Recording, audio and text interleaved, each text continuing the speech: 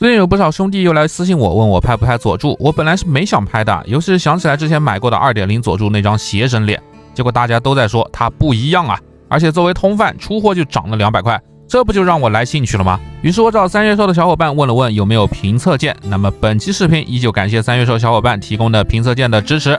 好的，那么东西也到手了，到底是什么样的品质能让大家吹起来呢？赶紧来一起开箱看一看。依然是透明的开窗以及长串莫名其妙的中二文字，什么燃尽黑暗的孤高勇者，咱不看，直接开箱。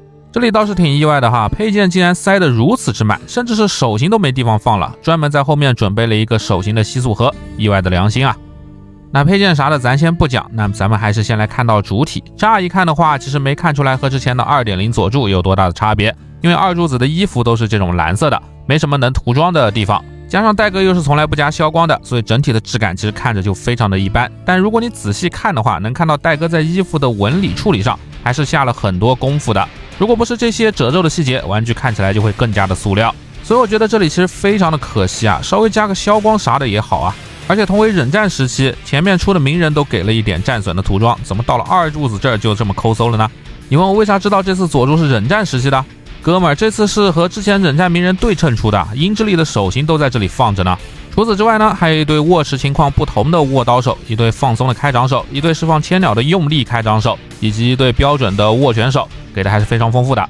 不过这里略过去了一个看着极其熟悉的手型，毕竟这个手型我经常用嘛，想必各位我的模仿者也会这一招。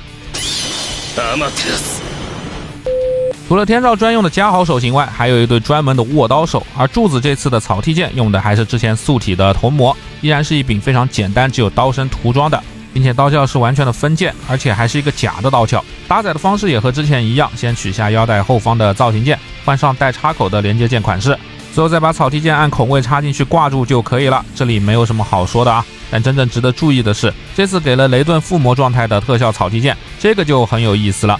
明明可以做成独立的雷顿的特效，但硬是给你多塞了一把剑啊，可以玩双刀流了。同样比较良心的还有这一次的千鸟特效，可以看到竟然还给了高光部位的渐变色涂装，这个像这样装在手上感觉也很饱满，要比之前发售版本的那个小夹子气的特效要好上不少呢。但其实讲了这么多呢，这次真正能让价格炒起来的核心还没有讲到啊，毕竟是火影里最装逼的帅逼嘛。各位买这个玩具最看重的是这些破配件吗？当然不是，是这次的脸修的真的挺帅啊。先来看到这次2张未开眼状态下的面雕，你要说完美啥的肯定是谈不上的，甚至还略微有点小崩，但它突破了一直以来二柱子面雕的最大问题，那就是不像。尤其是左边的这个严肃脸啊，神韵在了我只能说，倒是右边的这个疑惑脸其实还是挺崩的。接着来看到这一对血轮眼开眼的面雕，这个就很给力了，两个面雕对佐助神态的还原度，我给个75分，不算过分吧。万花筒的细节一印也做得很好，没有敷衍，这个坏笑的表情也很有柱子中二的精髓。唯一的问题只能怪岸本画的宇智波一家的脸啊，做成这种6寸人偶真的是太容易崩坏了。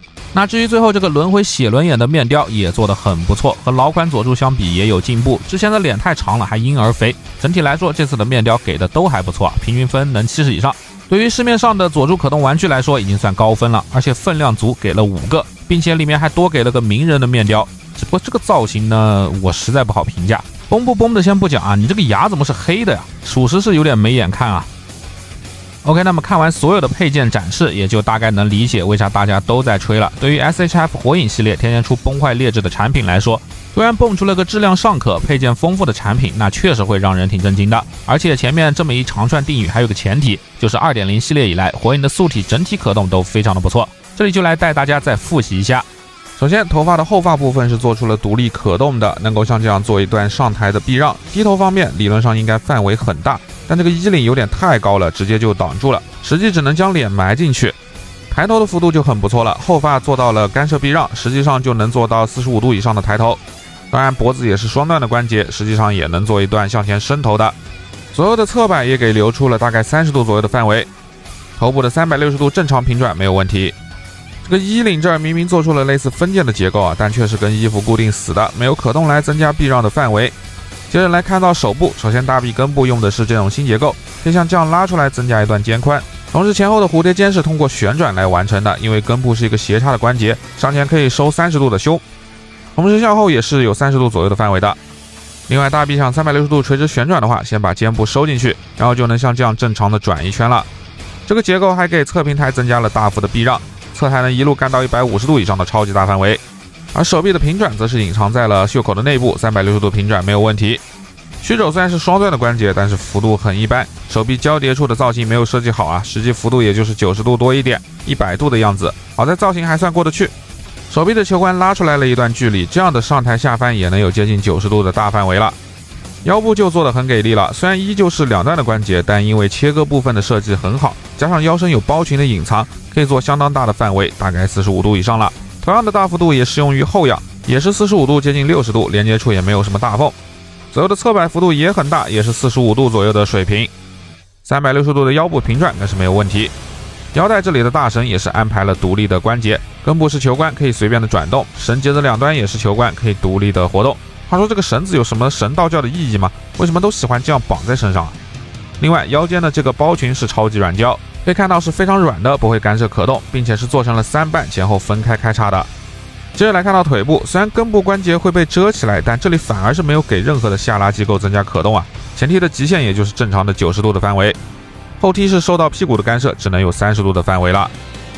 侧踢也很遗憾，极限幅度也就是差90度一点点。我倒不是非要追求完美的90度，但这里的关节设计确实是差点意思。好在大腿根部360度平转是没有问题的。屈膝双段关节范围也超过了我的预想，能达到接近180度的小腿贴住大腿，膝盖的造型也很饱满。最后来看到脚部，首先靴子的部分是可以做360度平转的，这里是一个直桩，同时脚掌也能做360度的平转，整个脚掌上抬能轻易的达到70度左右，接着这样下翻也能完全的脚背绷直，垫起脚尖，脚尖也有独立的上抬可动，90度的上抬垂直没有问题。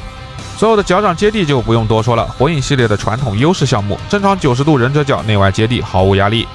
这个可动大家看完觉得如何呢？虽然在 SHF 火影系列里只能算平均，不如隔壁鸣人，但放在整个6寸市场来说已经是 T1 级别嘎嘎乱杀了。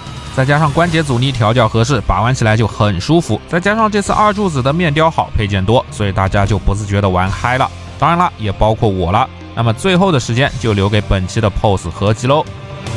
この目も術も全ては復讐のための力だ。燃え尽きろ！高下級の術！燃えろ！炎遁この雷！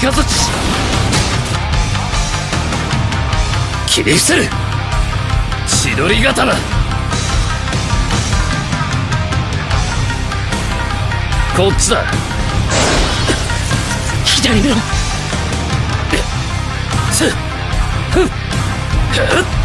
散れ！これは第3の力スサノオだ。イタチを犠牲にした平和など俺が潰してやる。雷鳴とともに死れ。